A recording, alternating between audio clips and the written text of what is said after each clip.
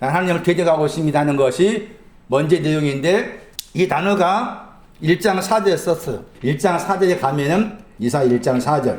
이스라엘의 거룩한 자를 만월하다. 만월하다 하는 단어는 멸시하다, 비웃다. 그러니까 이스라엘 거룩한 자다 그 말은 하나님과 겨루고 있는 사람, 사람과 하나님과 겨루고 있는 것이 이스라엘이잖아요. 이스라엘 단어 자체였듯이 하나님과 겨루고 있는 사람에 대해 사람을 거룩히 하신다. 그 이스라엘 거룩한 자의 의미죠. 이사야 1장 4절에 하나님과 겨루는 사람을 거룩하게 하신다 하는, 거룩하게 하시는 분을 비웃고 멸시하고, 그리고 나서 멀리하다 나오죠. 멀리하다는 저 단어가 이사야 29장 5절 말씀에 대적 같은 단어.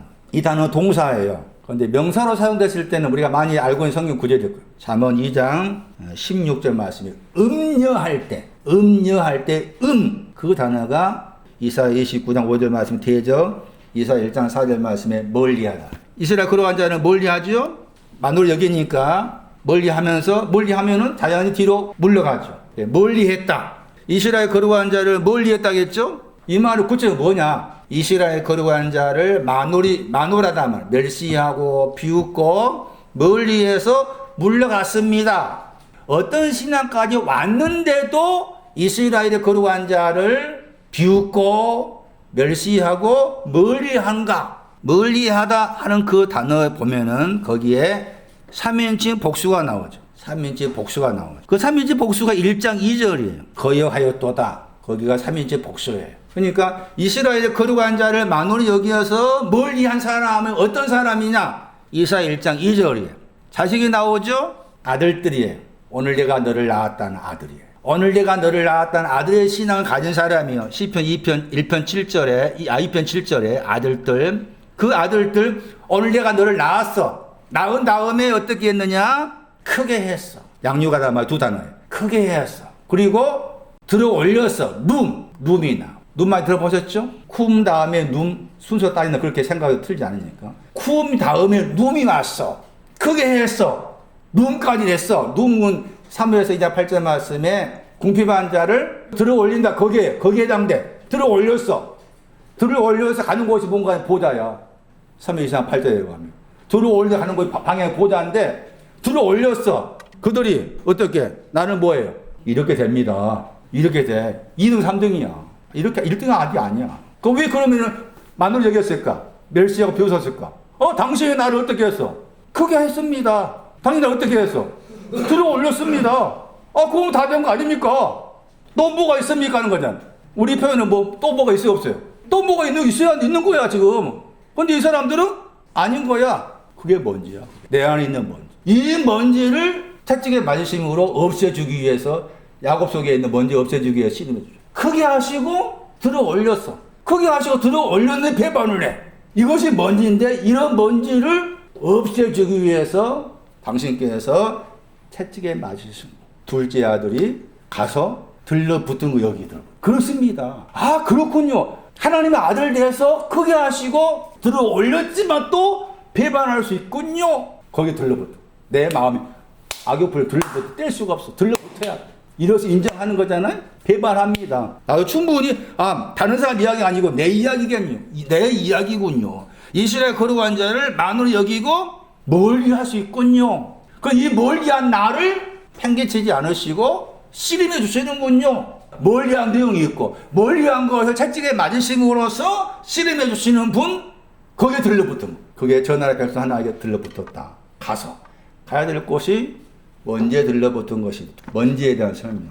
나홈서 1장 3절 뒤쪽에 가시면은 구름은 그 발에 티끌져다. 구름은 저 발할 때 저가 여호와예요. 여호와의 발이 티끌이다. 여호와의 발이 티끌이다. 뭐가 티끌이다? 뭐가 먼지다? 구름이. 뭐가 먼지다? 구름이 먼지예요. 구름이. 아까 이사야 29장은 뭐가 먼지예요? 물러가는 거. 이스라엘 거룩한 자를 만으로 여기어서 물러가는 것이 먼지였어요. 나홈서 1장 3절 말씀하면은 구름이 먼지예요. 이 구름은 이사야 44, 22절이죠. 그 죄를 안개의 사라짐 번역될 그 단어죠. 구름이 먼지라고 했을 때 구름의 내용은 이사야 44장 22절을 말하면은 죄에 해당해야 돼. 물론 이 구름이 또 긍정적인 뜻도 있고 그래요. 저는 1차적으로는 지금 먼지와 관계된 것이니까 부정중을 생각한다면은 이사야서 44장 22절마다 중요한 구절이겠죠. 구름. 주께서 구름 타고 오신다고 했을 때 그 구름 관계된 단어였어요. 구름의 내용이 많지만은 죄를 안개에 사라진 같이 번역을 안개에 사라진. 그게 같은 단어인데 구름으로 번역했거든. 그냥 그렇게 번역했어요. 안개에 사라진. 거기 구름이 두 가지 나오죠. 이사야 44, 22절 말씀. 아부라는 구름이 있고 아난이라는 구름이에요. 아난. 그러니까 대부분이 출애굽기 말씀에서 구름기도 나오죠. 구름기는 아난에 대한 구름. 아난에 대한 구름. 그러니까 거기에서 아부라는 구름이 있고 히브리어로 아난이라는 구름이 있는데 아난이라는 구름은 죄와 관계에서 말하. 죄가 구름인데 그것을 도말했죠. 도말하면서 하신 말이 뭐예요? 내가 너를 구속했다고 했죠. 여기에서 티끌은 죄와 관계된 것이고 이 죄를 구속해 주기 위해서 주님이 채찍에 맞으신 것. 여기에 들러본 먼지에 대한 크게 이래가 두 가지로 생각하셔야 돼요. 하나는 말씀드린 것처럼 이스라엘 거룩한 자를 만으로 여기에서 물러간 것, 멀리한 것. 크게 하시고 나를 궁핍한 자로서 걸음 때문에 들어 올렸는데 배반한 것. 죄와 관계된 구름. 그게 먼지다. 이것을 씨름의 주로, 이것을 채찍의 말씀으로 떨쳐버리기 위해서 주께서 씨름하셨다. 여기에 들러붙었다. 가야 될 곳이 거기다. 가라. 먼지에 들러붙어라. 고단 6장 16절 보세요. 창녀가 나오죠? 창녀와 합하다 단어가 들러붙다예요. 창녀와 합하다 할 때 합하다가 들러붙다. 창녀는 먼지가 있는 사람. 창녀는 먼지가 있는 사람. 또 창녀는 지난주 설명한 음란과 음란이 뭐였어요? 패역한 죄. 그 패역한 죄 누가 저질렀어요? 10명의 정탐꾼. 10명의 정탐꾼이 패역한 죄 음란이에요. 창녀, 왜 라합이라 이름 붙일 때마다 뭐가 나와요? 창녀, 라합. 창녀는 우리가 아는 창녀가 아니에요. 이사야 1장 21절인가? 거기에 나오잖아요, 창녀가. 의와 공평이 있는데 창녀예요. 그러니까 성경은 신앙적으로 말하고 있는 거지. 일반적으로 말하고 있지 않아. 의와 공평이 있는데 창녀를 하잖아. 그럼 왜 의와 공평이 있는 창녀를 합니까? 했을 때 의와 공평을 가진 사람인데 흉년이라는 수치를 알지 못한 거. 그게 창녀야. 의와 공평을 가진 사람으로서 수치를 알지 못한 거. 수치가 흉년인데 흉년의 수치를 알지 못한 사람이 창녀다, 창녀. 그래서 나합과 앞에 꼭 붙여 나온 것이 야고보서 그렇지만 창녀, 나합 그러잖아. 왜 나합을 창녀라고 계속 강조하느냐? 물론 문자적으로 창녀였겠지. 동시에 상징적인 거예요. 의와 공평 가진 사람으로서 기근의 수치를 알지 못하는 사람. 그건 나합이다. 여기에서 창녀라고 했을 때 창녀는 먼지에 해당된 사람. 아들을 크게 하시고 들어 올려주셨는데 배반한 사람. 죄라는 구름이 있는 사람. 그 사람이 창녀다. 창녀에 들러붙어야겠죠? 우리가 창녀에 들러붙어야 돼. 들러붙다가 딱 두 번 나와, 내용적으로. 먼저는 이 먼지에 들러붙어야 돼. 그 먼지에 잘 들러붙게 되면 결과가 뭔가 하면 채찍의 말씀으로 그 먼지를 주께 채찍의 말씀으로 구속했다. 이게 나오는 거잖아요. 그 다음에 또 들러붙은 거 있어. 그게 같은 내용에서 6장 17절이지. 합하다가 들러붙다. 주께로 들러붙어야 되다. 주께로 들러붙은 것을 로마서 12장 말씀에는 뭐라고 했는가 하면은 선이라고 했어. 선. 로마서 12장 9절 말씀. 선이신 하나님께 들러붙은 거. 들러붙는데 크게 두 가지다. 먼저는 먼지에 들러붙어야 된다. 먼지에 잘 들러붙어야만이 나중에 선이신 하나님과 하나됨으로 들러붙는다. 먼지에 들러붙지 않고는 선이신 하나님과 하나됨으로 들러붙지 않는다. 들러붙음의 내용이 두 가지다.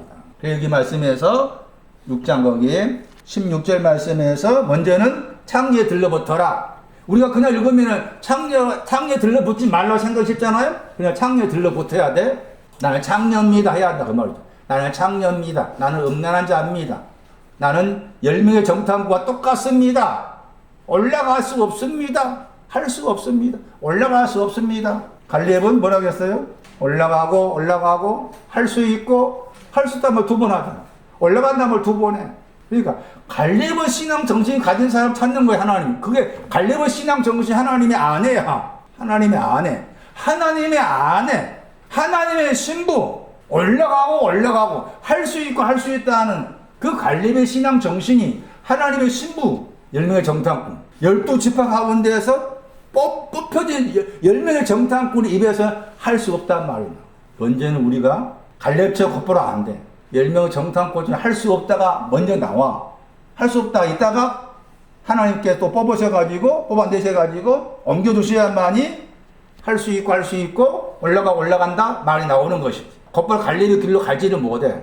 10명 정당을 거쳐서 신앙주 생각했을 때 가는 것이지. 그래서 들러붙다 내용이 두 가지다. 선을 하나님께 들러붙으냐?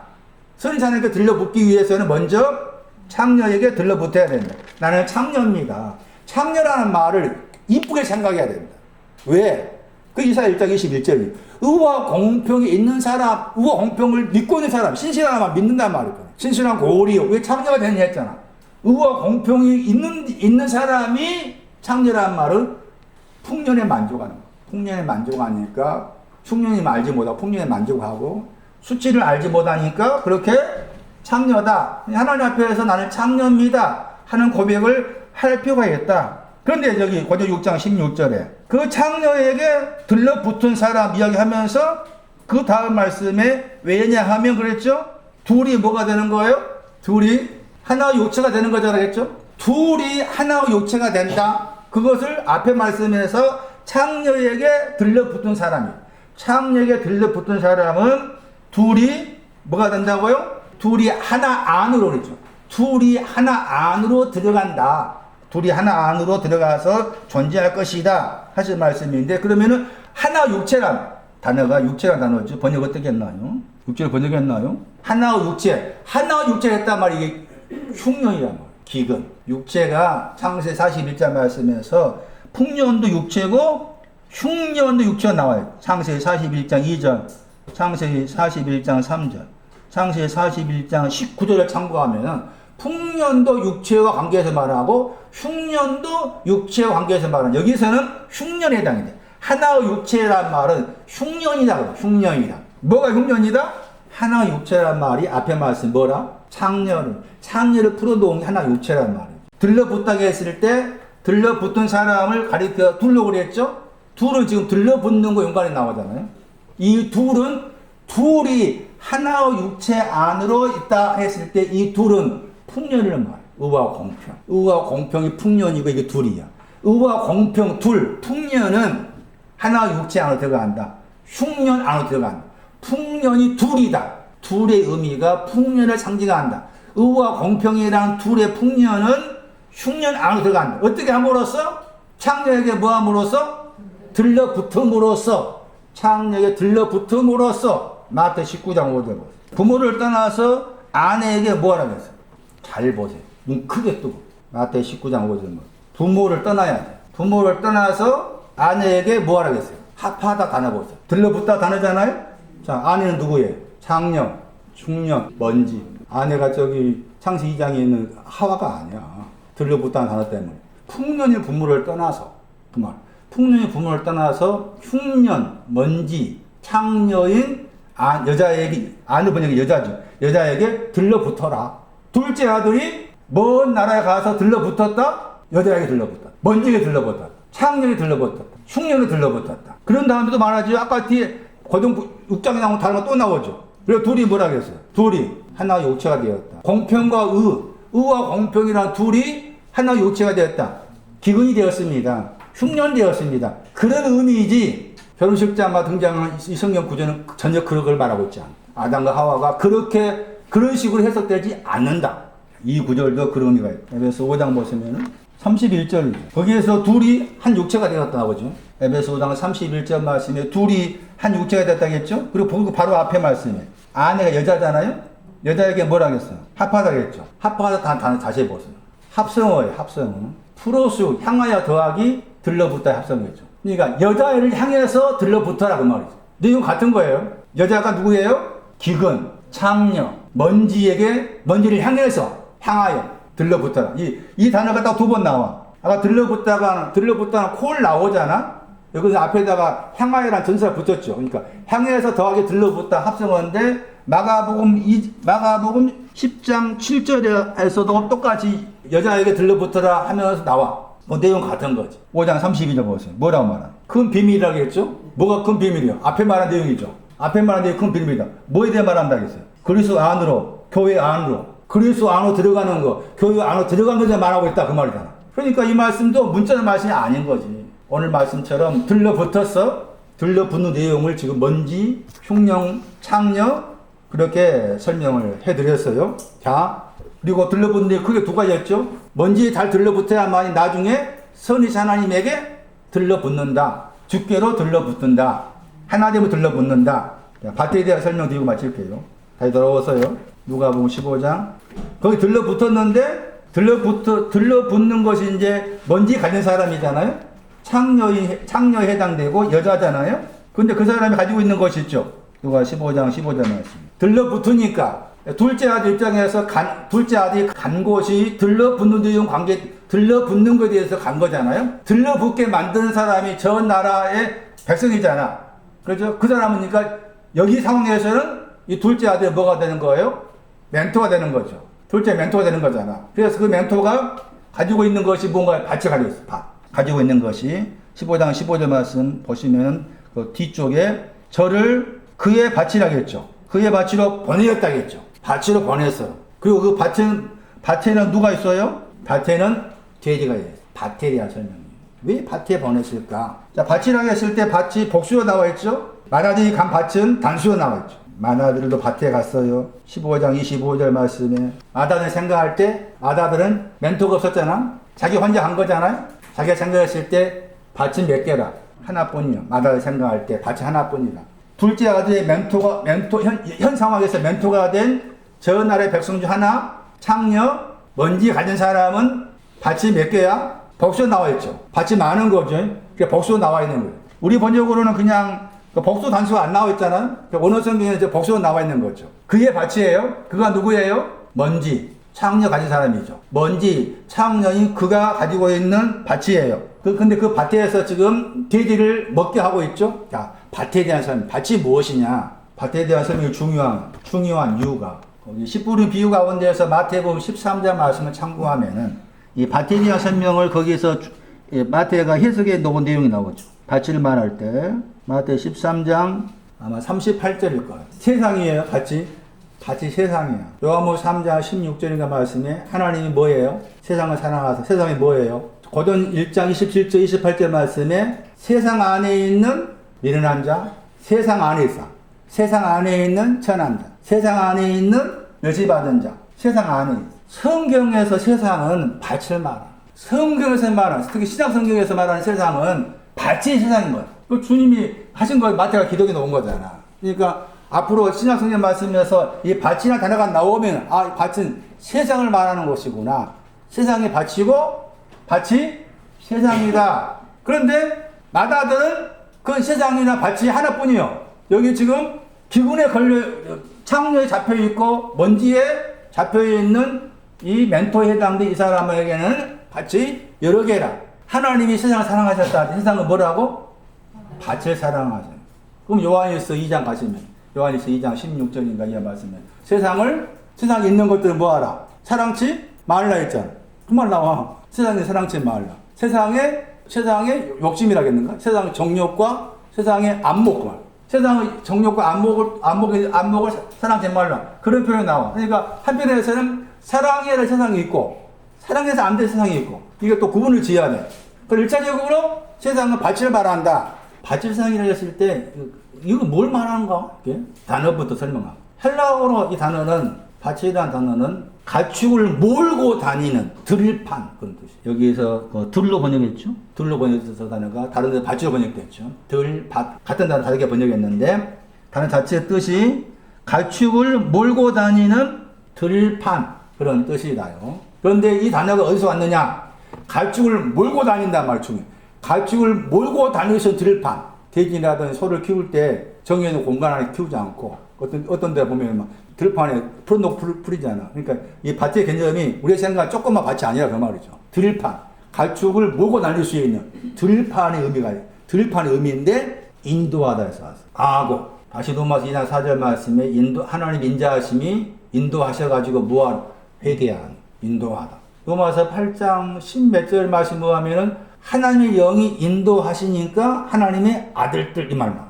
그래서 이 들판 밭이라는 단어는 헬라어로 인도하다 하는 단어와 관계되는구나. 회개 안으로 인도하고 하나님의 아들들이 되기 위해서 하나님이 영이 인도하고 그러한 곳이 밭이다. 이 단어의 히브리어가 이다 히브리어가 이 밭이라는 헬라어 단어를 설명하는 배경이 돼. 히브리어로 하면은 히브리어의 그 단어의 뜻도 들판, 평평한 들판이다 하는 뜻이 들어있고 아주 안전하게 넓게 펼쳐져 있다. 그런 뜻을 가진 단어가 히브리어의 들판, 밭이 상징적으로 무슨 뜻을 가지고 있는가라고 말씀한 중요한 구절이었어요.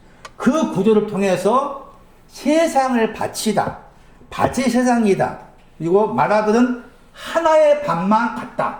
지금 이 멘토에 해당된 이 먼지를 가진 창녀인 전하의 백성 중 하나인 이 사람은 많은 밭들을 가지고 있었고 그 밭들에 누가 있는가 하면은 돼지가 있더라. 왜 밭들에 돼지가 있느냐는 것인데 그래서 그 밭들 안에 돼지가 있다는 것인데 이 밭이 히브리어와 관계해서 구약 관계해서 설명했을 때 신앙적 의미로 설명하고 있는 중요한 구절이 나오는데 그 구절이 이사야서 7장 3절은 특히 신약 성경 말씀이나 구약 성경 말씀 가운데서 밭 혹은 들 나왔을 때 그 들과 밭이 신앙적으로 무엇을 말씀하는지를 말씀하고 있는 대표적인 성경 구절이다. 밭의 내용이 세탁하는 것이 밭의 내용이다.